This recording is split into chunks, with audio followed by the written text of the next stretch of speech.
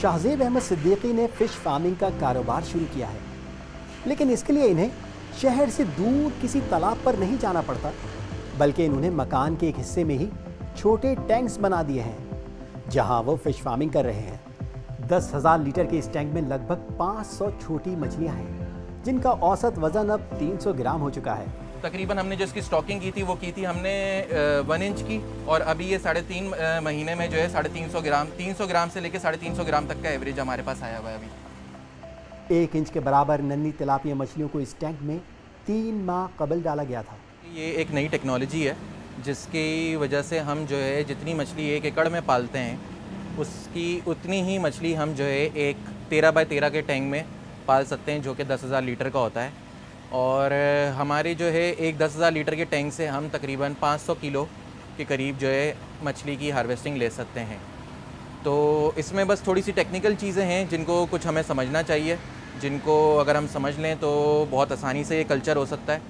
मछलियों को दी जाने वाली खुराक कुछ तो वो खा लेती हैं और कुछ पानी में ही छोड़ देती हैं। इस कंट्रोल्ड एनवायरनमेंट में इस बची हुई खुराक और मछलियों के फुजले की मदद से बैक्टीरिया बन जाता है, जो प्रोटीन से भरपूर होता है और दोबारा मछलियों की खुराक का हिस्सा बन जाता है। इस अमल में मछलियों के फुजले से बनने वाली जहरीली अमोनिया भी खत्म हो जाती है। साइंस की इस्तिलाह में इस पूरे अमल को बायोफ्लॉक कहा जाता है।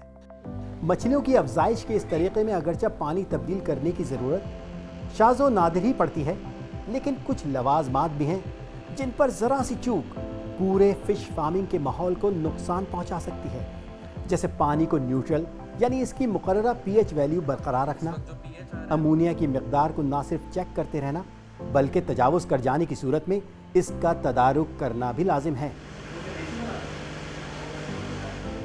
इसी तरह पानी में ऑक्सीजन की कमी पर तो बिल्कुल समझौता नहीं किया जा सकता, इसलिए टैंक में मुतवातिर ऑक्सीजन फराहम की जाती है।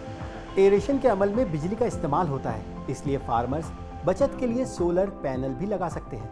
अगर बात की जाए लागत की तो 13 बाय 13 फीट का एक सीमेंटेड टैंक 35,000 रुपए में बन जाता है। मछलियों को ऑक्सीजन की फरहमी के लिए एरेशन की मशीन 11,000 रुपए, पानी के मेयार को जांचने के हवाले से मुख्तलिफ किट्स 10,000 रुपए में आ जाती हैं। इस तरह प्रोजेक्ट की फिक्स कॉस्ट यानी वो खर्चा जो आपको सिर्फ एक बार करना है वो तकरीबन 56,000 रुपए बनता है। डायरेक्टर फिशरीज डॉक्टर असलम जरवार कहते हैं कि पाकिस्तान में बायोफ्लॉक फिश फार्मिंग का तरीक़ाकार मुमकिन है। हमारे यहाँ भी ये मुमकिन है, लेकिन यह है कि इसके लोकल ट्रायल्स होना बहुत ज़रूरी हैं। और दूसरा इसमें यह है कि ये क्योंकि एनर्जी इंटेंसिव है, इलेक्ट्रिसिटी इंटेंसिव टेक्नोलॉजी है, तो लिहाजा हमें उसको रिसर्च करना पड़ेगा कि जी आया कि इसको हम फिजिबल पाकिस्तान में कैसे बनाएं।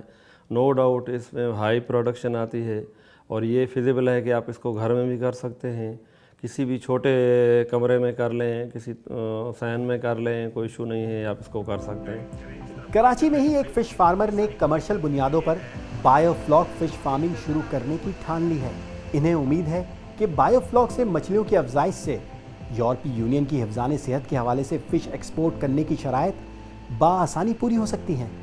इस सेटअप के अंदर हाइजीन जो है वो बहुत हद तक खुद बहुत कंट्रोल हो जाता है।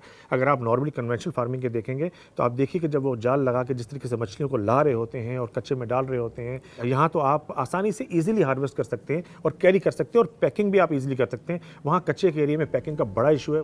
भारत, बांग्लादेश समेत दीगर ममालिक में बायोफ्लॉक फ़िश फार्मिंग का रुझान काफ़ी बढ़ रहा है।